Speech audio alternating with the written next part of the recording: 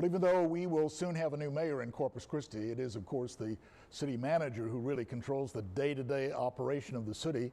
And we've learned that City Manager Peter Zanoni is getting city staff ready for an upcoming retreat to talk about some major projects planned for the new year. Our Brian Burns sat down with Zanoni today to talk about what's on that list.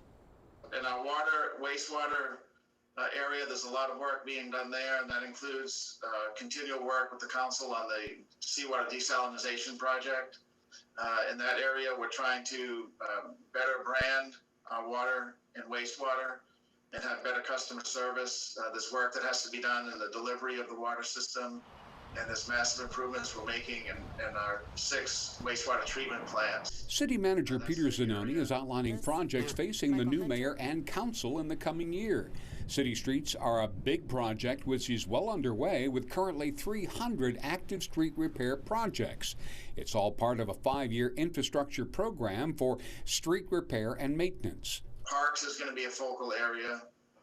We've recently hired a new assistant director who has a business acumen and has done a lot of change management in the private sector. And so we really want to focus on those parks to make them something that the community uses even more than what they do today.